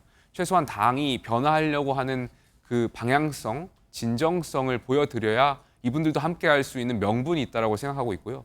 그러한 명분이 준비됐을 때 당내 많은 분들한테 연락드려서 모실 수 있게 하고요. 그것이 됐을 때 아마 밖으로의 이런 협상이라든지 이야기가 진전될 수 있지 않을까 생각이 듭니다. 예. 그렇게 말씀하시는 이제 분들이 뭐 한동훈 전 대표라든가 한덕수 전 총리 같이 경선이나 단일화 논의를 했던 부분. 어떤 구체적인 좀 움직임이 있나요? 이분들이 참여할 수 있는? 일단 그분들이 먼저 움직이기보다는 저희 당이 먼저 변화를 해야 되지 않을까 싶습니다. 이분들이 당내 경선에서 상처를 받았던 부분도 있고 지난 연말부터 이어진 상황에 대해서 아직 만족하지 못하는 부분도 있을 겁니다. 그렇다면 당이 먼저 변화하는 모습을 갖춰서 저는 예우를 갖춰서 저희가 명분을 드리고 함께 하실 수 있도록 모셔야 된다라고 생각이 듭니다. 그 부분이 그것도 내일쯤에 뭐 공개를 하실 부분이 있습니까? 아무래도 곧 저희가 일요일 날 토론이 있을 예정이고 토론 전까지는 이러한 국면에 있어서는 가르마가 타져야 저희가 많은 분들이 함께 모실 수 있지 않을까 생각됩니다. 20여일밖에 남지 않았고 물리적으로 굉장히 짧은 기간이기 때문에 조금 더 속도를 내서 주말 전에 좀 역할할 수 있도록 하겠습니다. 그러니까 첫 번째 TV 토론 전에 뭔가를 내놓으실 계획이라는 말씀이시죠? 아무래도 저희가 많은 걸 고민하는데 시간상 그런 부분을 좀 고민하고 있습니다. 그러면 선대위원장도 겸임을 하고 계시죠? 그렇습니다. 그러면 김문수 후보는 지금 지방 유세 중이고 연락이나 소통은 어떤 방식으로 좀 하고 계세요? 첫날은 같이 유세 현장을 다녔었고요. 그 지방이 되면서 내일부터 아마래도 비대위원장의 임명 절차가 끝나고 저도 합류해서 후보님하고 함께 다닐 예정이고요. 또 가령 연락 같은 거는 전화라든지 아니면 수행하시는 분들 통해서 의견을 서로 조율하고 하고 있습니다. 외형적으로만 보더라도 김용태 위원장과 김문수 후보는 상당히 차이가 많이 나이도 그렇고 경력도 그렇고 이력도 그렇고 그런데 선거 캠프에서 비대위원장과 후보의 호흡 이런 게 굉장히 중요하잖아요. 어떻게 맞춰가고 있어요? 제가 90년생이고요. 저희 후보님께서 51년생이십니다. 그래서 40여 년 정도 차이가 납니다. 그런데도 불구하고 저희 후보님께서 굉장히 유연한 사고를 가지고 계십니다. 제가 처음에 말씀드렸던 것처럼 젊은 분들에 대한 생각을 굉장히 존중해 주시고 여기에 대해서 다양성을 인정하고 계십니다. 그래서 어떠한 당내 구성원들이 어떠한 의견을 말씀하든지 간에 후보님께서 수용하고 또 입장을 줄이기 위한 역할들, 노력들 많이 해주시고 계시다는 말씀을 드리고 싶고요. 저는 그런 것이 바로 김문수의 리더십이라고 생각이 듭니다. 그 과정에서 이제 비대위원장과 후보의 생각이 다른 부분이 분명히 있을 수가 있단 말이에요. 여기에 대해서 의견 수렴이나 의견 조율을 잘 될 것이냐 이 부분이 우려하는 시각도 있는 것 같아요. 여태까지 저희가 특히 민주당만 보더라도 1극 체제에 어떻게 일사불란하게 이루어지는 정책 결정 과정들을 보았는데 사실 저는 그건 민주주의가 아니라고 생각합니다. 의견이 다양한 것이 당연한 것이고 그 의견을 좁히고 조율하고 하는 과정 자체가 정치라고 생각합니다. 저희 후보께서는 젊은 시절부터 민주화 운동과 노동 운동을 통해서 대한민국의 민주화를 이끄셨던 분이고 아마 이 과정 수기를 하고 사람들 간의 생각을 좁히는 과정에 누구보다도 좀 열려 계신 분이고 알고 계신 분이기 때문에 그 과정을 좀 지켜봐 주시면 되지 않을까 생각이 듭니다. 알겠습니다. 마지막으로 이제 선거가 20일 정도 남았죠. 비대위원장 겸임하시면서 꼭 이번 대선 과정에서 해내고 싶은 게 혹시 있으시면 어떤 게 있을까요? 저는 여러 번의 당내 민주주의를 거치면서 많은 국민들께서 실망하셨던 부분도 있을 겁니다. 이 부분을 회복해서 저희 정당이 건강한 정당으로 다시 국민들께 신뢰받고 또 저희 정당에서 배출한 대통령이 대한민국을 이끌었을 때 정말 정직하고 반칙 없는 세상을 만들 수 있다라는 믿음과 신뢰를 다시 드리는데 이 부분을 회복해서 꼭 당당하게 국민들의 선택을 받고 싶습니다. 알겠습니다. 오늘 김용태 비대위원장과는 여기서 마무리하도록 하겠습니다. 고맙습니다. 감사합니다. 대법원장 자신은 정당한 국회 출석에 응하지 않으면서 국민들께는 어떻게 준법을 외치며 법원 출석을 명할 수 있겠습니까? 고등학생들 반성문도 저렇게 제출 안 해요, 요즘에. 폰트를 늘리고 자간을 늘려서 반대하는 의원은 손을 들어주시기 바랍니다. 내려주십시오. 자, 유상범 간사님 의사진행관 하세요. 하기 싫다는데 왜 자꾸 시켜요? 눈빛으로 하고 싶다고 얘기하고 있어요, 지금. 안 싫고 해요. 이 공직선거법은 정말 웃긴 법안이자 국민을 우습게 하는 법안이라고 저는 생각합니다. 이 거짓말 잘하는 사람이 선거에 유리하도록 만드는 거거든요. 의원님 말씀 듣다 보니까 추진우 의원님도 헌법재판소에서 윤석열 기각된다 이런 얘기 많이 하지 않았어요? 본인도 거짓말 많이 했잖아요. 제가 오늘 좀 가급적이면 너그럽게 지금 진행하고 있어요. 송석전 의원님, 네, 토론하세요. 눈물 나네 정말. 눈물 닦으세요. 참. 빨리 토론하세요. 고맙습니다, 간사님. 네.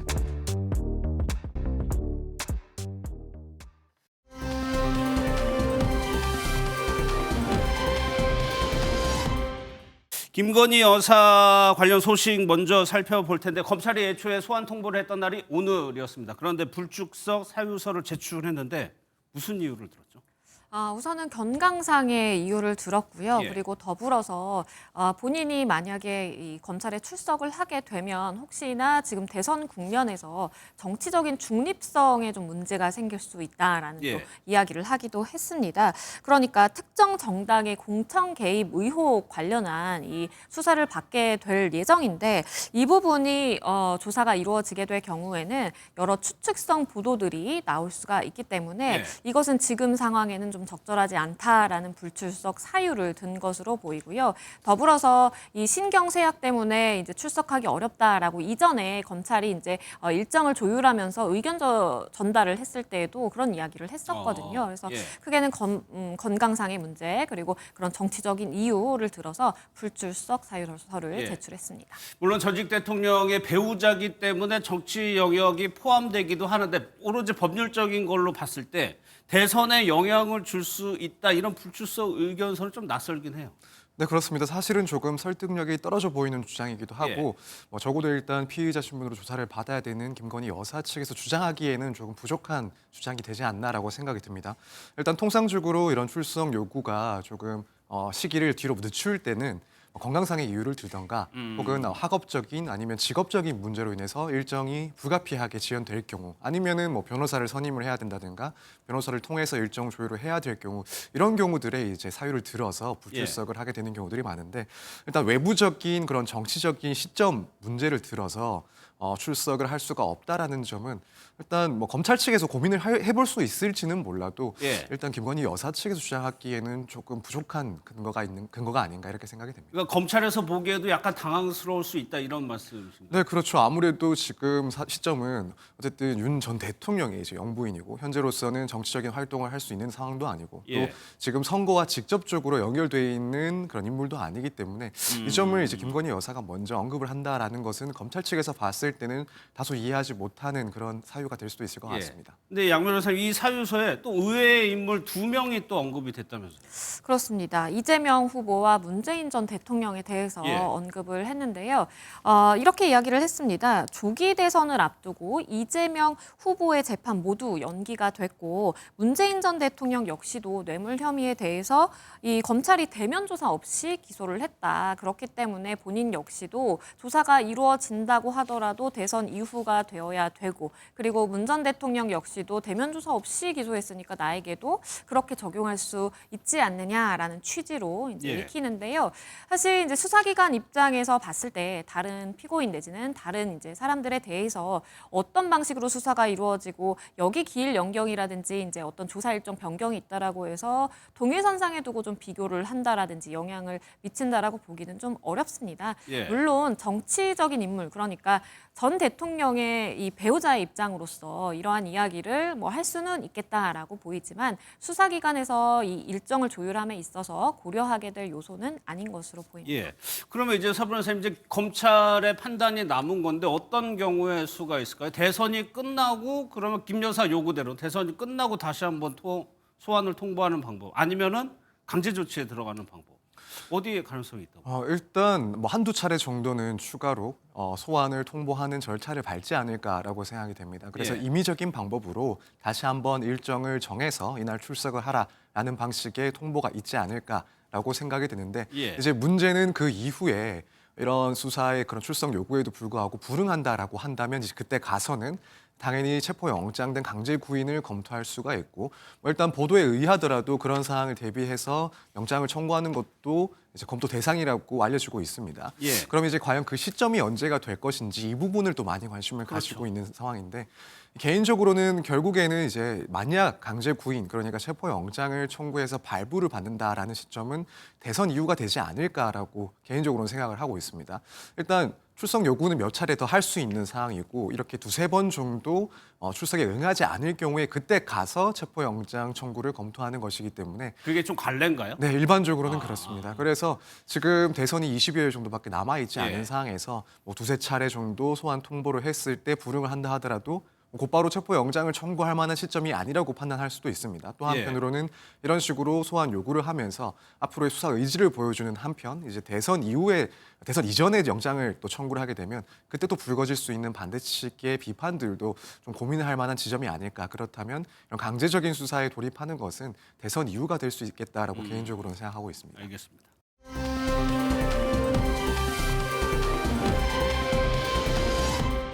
담당 교사가 정서적 학대를 가했다는 혐의로 재판을 벌이고 있었죠. 2심 결과가 나왔는데 1심이 뒤집혔습니다. 영상을 한번 좀 먼저 보겠습니다. 통신비밀보호법에 따르면 공개되지 아니한 타인의 대화는 증거로 활용할 수 없다고 규정되어 있습니다.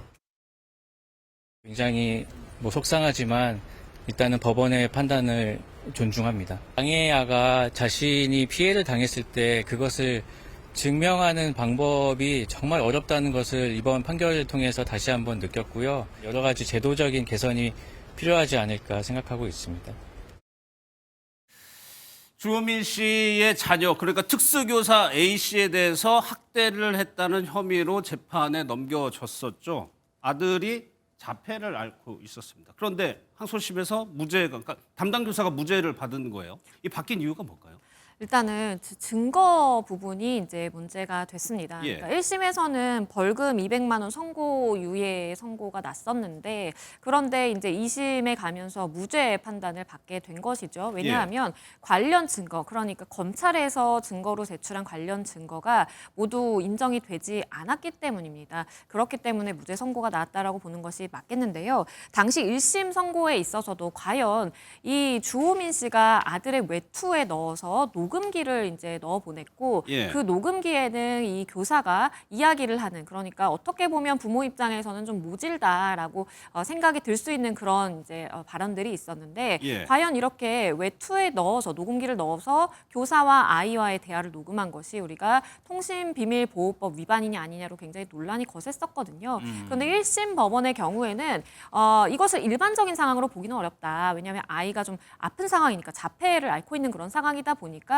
좀 예외적으로 이제 본 반면에 하지만 2심 재판부는 통신비밀보호법을 적용을 했을 때 이것은 타인 간의 대화 녹음에 해당하고 이 증거는 결국 불법하게 수집된 증거로서 사용할 수가 없다 보니 관련 증거가 없어서 무죄다라고 판단을 하게 된 것입니다. 그러니까 당시에 주호민 씨가 아들 옷에 외투에다가 녹음기를 넣어가지고 학교를 보내고 그거를 이제 녹음한 거를 이제 들어봤다는 거죠. 그럼 그 당시의 상황은 어땠어요? 당시 이제 녹음이 된 시간은 2시간 반 정도로 이제 학교 수업 과정이 다 녹음이 돼 있던 상황이었습니다. 그래서 이제 특히나 이 해당 교사의 발언들이 녹음이 돼 있었고 그 발언 내용을 보면은 일부는 이제 뭐 진짜 밉상이네, 머릿속에 뭐가 들어 있는 거야라는 발언이 포함이 되어 있습니다. 아이한테? 네, 그렇습니다. 여기에 대해서는 당연히 검찰 측에서는 아이의 그런 정서적인 발달을 해하는 발언이다라는 주장을 하고 있었고, 또 해당 교사는 이 발언은 혼잣말에 해당을 하는 것이다라고 또 반박을 하게 됐었습니다. 근데 문제는 그게 어쨌든 녹음이 되어 있었다. 녹음이 될 정도로 들릴 수 있는 수준의 소리였다라는 것이죠. 이것 말고도 이제 받아쓰기를 진행하는 과정에서 받아쓰기 문제를 해당 교사가 읽어주는 과정에 버릇이 매우 고약하다. 이 말은 너를 말하는 거다라고 발언을 한 부분도 녹음이 되어 있었습니다. 여기에 대해서 해당 교사는 이 반복적으로 가르치는 과정에서 또 훈육을 하는 과정에서 나온 발언이고 이것이 정서적 학대는 해당하지 않는다라는 주장을 했었습니다.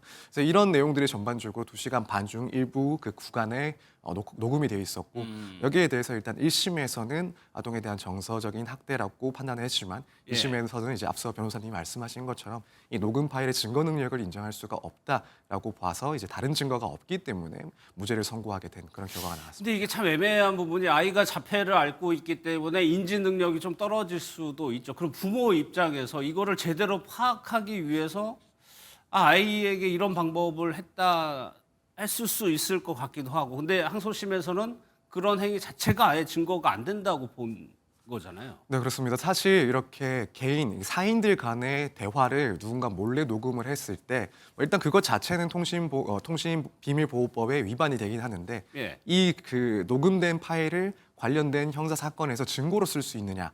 여기에 대해서는 대법원이 이제 기준을 두고 각각의 사안마다 이익 형량을 따져서 증거 능력의 유무를 가리고 있습니다. 그러다 보니 말씀하신 지금 이런 사건의 상황처럼 이런 뭔가 피해가 의심되는 그런 정황이 있는 상황에서 또 피해자는 아동일 경우 자기 스스로를 보호하고 혹은 관련해서 증거를 수집할 수가 없는 입장에 있기 때문에 이때는 설사 부모 등이 녹음기를 몰래 이용해서 녹음을 했다 하더라도 이것을 형사재판에서는 증거로 쓸 수 있다라는 사건들도 있고 또 반면에는 개인의 인격권을 지나치게 침해하는 것이다라고 판단을 해서 증거 능력을 부정한 사례들도 있습니다. 그래서 기준은 마련되어 있지만 사실 각각의 개별적인 사안마다 어떻게 적용해야 될지는 이 사안마다 또 재판부마다 조금씩 달리 볼 수가 있는 시점이라서 일단 대법원으로 상고를 하게 될 경우 이 사건의 경우에도 어떠한 기준이 제시가 되고 결론이 나온지를 좀 지켜봐야 될 것 같습니다. 그러니까 사실 이 부분을 두고 양측도 그렇고 여론도 그렇고 당시에 상당히 엇갈리기도 했습니다. 그렇습니다. 그러니까 이제 자폐를 가진 아이의 부모의 입장으로서 좀 호소하는 이야기도 굉장히 많이 나왔었어요. 그렇죠. 주호민 씨의 아내가 이제 이야기를 하는 것은 상대방, 그러니까 물론 상대방 입장에서도 본인의 방어권 행사를 위해서 이러한 이야기를 했어야 됐겠지만 자폐 아이는 이렇게 가르쳐야 무슨 말인지를 알아듣는다. 그리고 이 지능으로는 상대의 언어를 이해하지 못해서 이건 학대가 아니다. 뭐 이런 이야기를 사실 했거든요. 그러다 보니까 주호민 씨의 이제 아내 입장에서는 본인은 이렇게 이제 교사로서 발언하는 것에 더 상처를 느꼈다라면서 호소를 하기도 했었고요. 그리고 반대로 이제 이 교권보호위원회라든지 교원단체 총연합회에서는 1심 판단에 대해 굉장히 강도 높은 또 비난을 하기도 했었습니다. 교육계에서는요? 그렇죠. 왜냐하면 이제 선생님들과 아이 사이에 뭔가 신뢰관계가 형성이 되어야 되는 그 교실 안에서 몰래 녹음기를 이렇게 붙여 보내면서 마치 이제 죄인 취급을 하면서 이러한 증거를 수집한다라는 것 자체가 우리가 더 이상 학교는 신뢰 공간으로 받아들일 수 없게 됐다라면서 뭐 입장 발표를 한다라든지 강도 높은 또 비난을 하기도 했었고요. 일단은 양측의 입장이 굉장히 좀 많이 달랐고 그리고 이걸 바라보는 법원의 시선도 사실 1심과 2심 다른 것이거든요. 그렇기 때문에 아마도 대법원에 가서 어느 정도 정리가 돼야 될 필요성이 있어 보입니다. 주호민 씨 측에서는 이제 상고를 하겠다는 입장을 밝혔죠. 앞서 주호민 씨 직접 얘기하는 것이 장애아가 피해를 입증하기가 어렵다는 것을 이번에 알게 됐다. 좀 자조적으로 얘기를 했는데 일단은 대법원까지 최종 판단을 지켜보게 되는 상황이네요. 일단 지금 주호민 씨 측에서는 우선 이번 항소심 판결에 대해서 이제 기대했던 내용이 아니다라는 점은 언급을 했고 한편으로는 법원의 판단을 존중한다라는 입장을 밝히기도 했습니다. 이제 이후에 상고심이 진행될 것이냐 여부는 우선 여기에 대해서는 이제 검찰이 판단한 것을 따르겠다라는 입장을 밝혀놓은 그런 상황으로 보입니다. 물론 이런 사건에서 뭐 피해자나 혹은 피해 아동의 부모의 그런 의견 그러니까 상고심을 진행하고 싶다라는 의견이 검찰에 반영되는 경우도 분명히 존재하긴 하는데 예. 일단 주호민 씨의 입장에 의하면 이 부분에 대해서는 검찰이 판단할 것으로 보이긴 합니다. 근데 보통 이제 이렇게 기소가 됐는데 무죄 선고를 받게 되는 경우라면 예. 일반적으로 이제 검찰이 특별한 사정이 없는 이상 대부분 이제 상고를 해서 대법원의 판단을 또 받아보는 과정을 또 진행할 수가 있습니다. 예. 그렇기 때문에 뭐 며칠 동안 지켜보기는 해야 되겠지만 뭐 지금 최소한 항소심에서 문제 삼은 것, 그러니까 이 녹음 파일 그리고 이 녹음 파일에 기반한 2차적인 증거들에 대해서 증거 능력을 부정을 해버렸기 때문에 이 부분은 검찰 입장에서도 이 증거에 대한 그런 판단을 그르쳤다, 잘못했다라는 점이 문제가 되는 것이라 여기에 대해서 아무래도 상고를 해서 대법원의 판단을 구하는 절차를 갖지 않을까라고 보여지고, 그렇다면 결국에는 이제 대법원에서 가장 핵심적인 쟁점이 되는 것은 이제 이런 상황에서 부모가 학생을 대신해서 선생님과의 그런 대화 내용을 녹음했을 때 이때 과연 해당 증거를 형사 사건에서 증거로 쓸 수 있는 그런 증거 능력을 인정할 것인지, 여기에 대해서 재판부가 좀 판단을 할 것으로 보여집니다. 알겠습니다.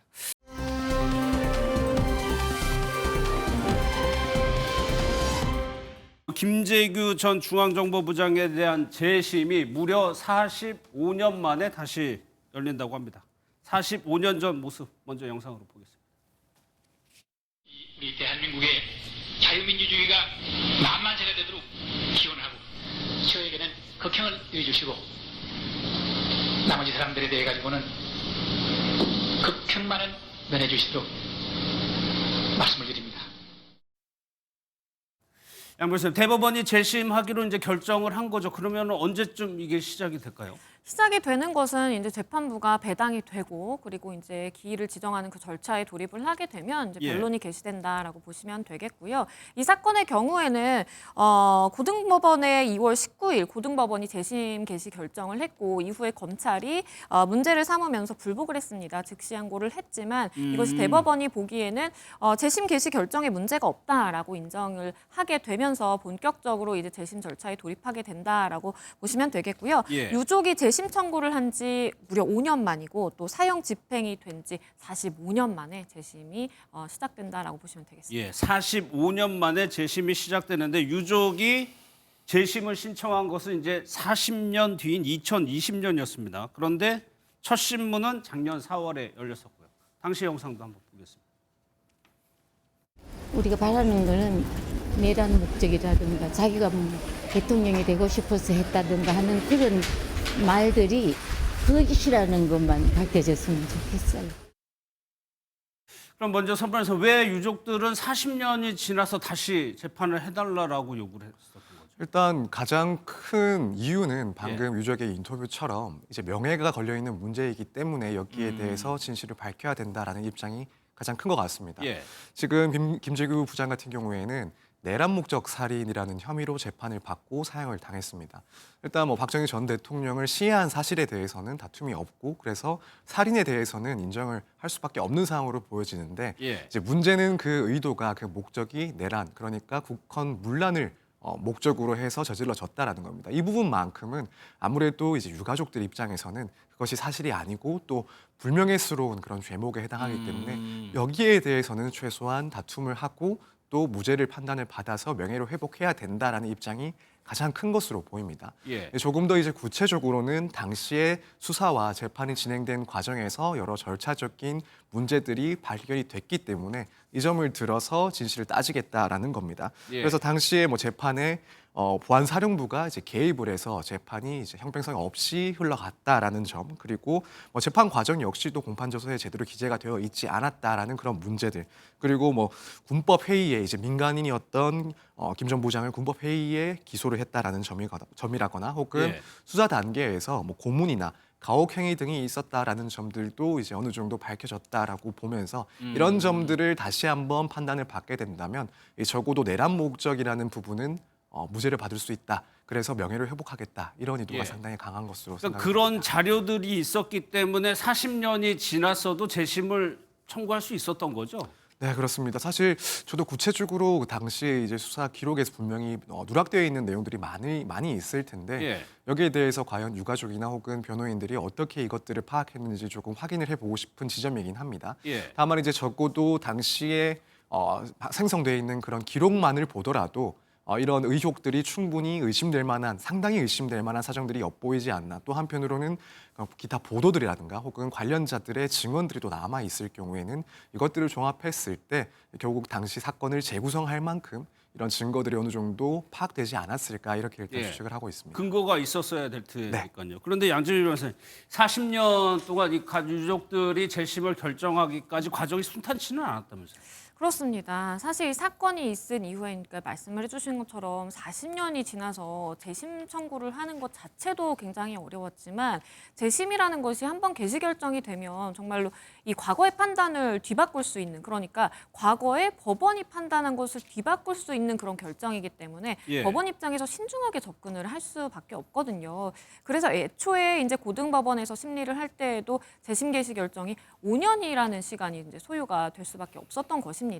워낙 이 사건이 뭔가 역사적인 의미를 담고 있는 사건이기도 했고 그리고 유족 입장에서는 나름대로의 역사적 재평가를 받고 싶다라고 하기도 했지만 법원 입장에서는 또 제출된 증거라든지 객관적 증거에 따라서 판단을 해야 되는 부분이 있기 때문에 그렇게 시간이 좀 길어졌다라고 볼 수밖에 없는 측면이 있고요. 그럼에도 불구하고 재심 개시 결정이 있으면 물론 뭐 수사기관 그러니까 검찰 입장에서 이 부분에 대해서 문제를 삼을 수 있는 절차는 마련되어 있지만 바로 재심이 시작되는 그러한 사건들도 있는데 이 사건에 대해서는 또 검찰이 한번 브레이크를 또 건 겁니다. 즉시 항고를 하게 되면서 다시 한번 우리 대법원 가서 이 판단을 받아보자라고 했고 결국에는 대법원이 재심 개시 결정에 문제가 없다라는 것을 확인을 해줌으로써 이제서야 정말 유족의 좀 한이랄까요? 이걸 풀 수 있게 됐다라고 보입니다. 그러니까 재심 자체가 그렇게 흔하지는 않지만 결정이 되기까지 이번에는 5년이 걸린 꽤 오래 걸린 거죠, 이게? 그렇습니다. 굉장히 많은 시간 소요가 됐고요. 그만큼 법원에서 좀 고심을 했던 부분이 많다고 보입니다. 그럼에도 불구하고 그러니까 오랜 시간이 걸렸음에도 불구하고 결국에는 결론적으로 재심 개시 결정이 될 수밖에 없었던 이유는 당시에 그래도 김 전 부장이 그 제출했던 서류들이 이제 남아 있었고 어떤 고문이라든지 절차적인 문제를 삼을 수 있을 만한 그런 흔적들이 곳곳에 남아 있었기 때문에 이걸 토대로 해서 유족 입장에서 재심 청구를 할 수가 있었습니다. 한국 현대사의 뭐 흐름을 바꾼 중대 사건이었기 때문에 법원도 상당히 신중할 수밖에 없었을 것 같은데 선 변호사님, 근데 검찰이 이제 항고를 했기 때문에 대법원이 판단을 한 거죠. 그럼 검찰의 논리는 뭐였습니까? 일단 재심 사유 자체가 무척 엄격하게 이제 인정 그리고 판단을 받아야 되는 것이고 이렇게 예외적인 그런 절차이기 때문에 우선은 뭐 이런 재심 사유 존재에 대해서 확정 판결에 준할 정도로 증명됐다라고 보기 어렵다. 그러니까 사유가 아직까지는 뭐 재심을 해야 될 정도로 충분히 증명됐다고 보기는 어렵다라는 점을 하나로 들었고요.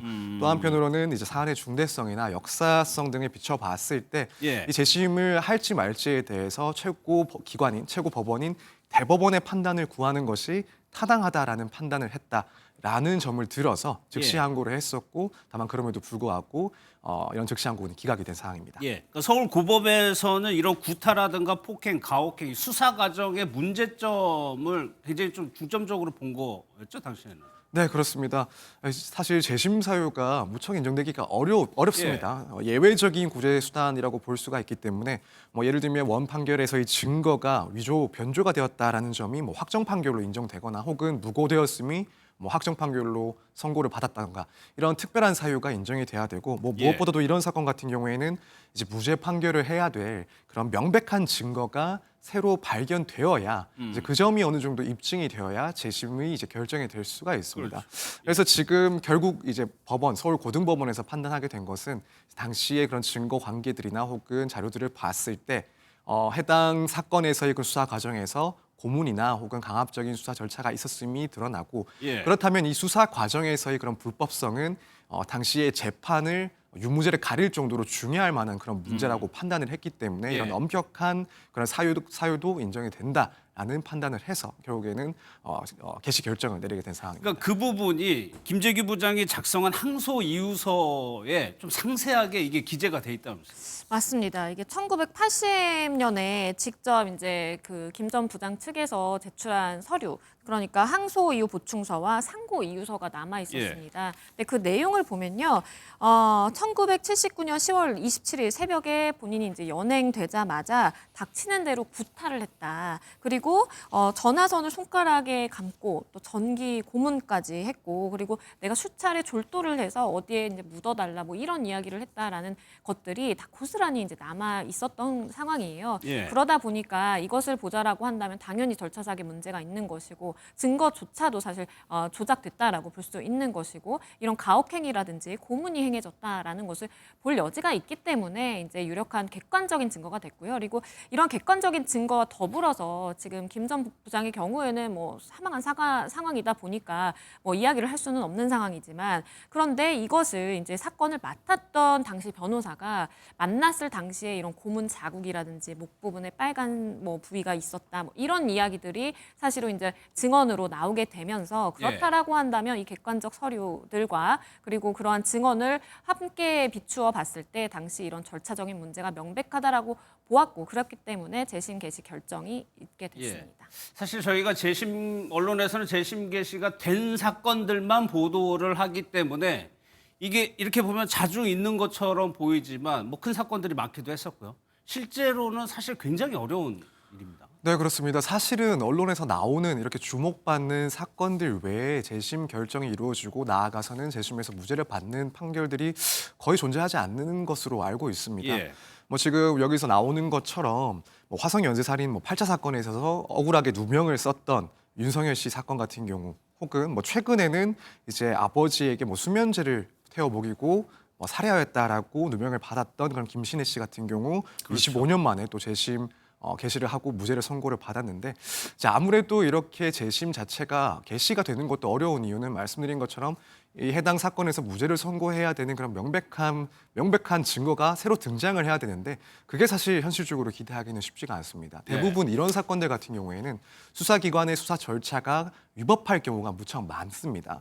이런 위법한 수사를 통해서 허위의 자백을 얻어내고 여기에 이제 뭐 추가적인 관련 증거들을 보태서 유죄를 선고하도록 하는 그런 사건들이 많았는데, 이미 수사 단계에서부터 이런 불법적인 문제가 발생을 하다 보니 추후에 만약 재심을 신청하려고 하더라도 수사 기록에는 이런 불법성이 남아있는 증거가 없는 경우가 대부분일 수밖에 없습니다. 그런 어려운 점들이 있기 때문에 사실은 언론에서 주목을 그만큼 하고 또 뭐 충분히 어느 정도 시간이 어느 정도 숙성이 된 사건들에 한해서 사실상 재심들이 이루어지는 것이라고 볼 수가 있을 것 같습니다.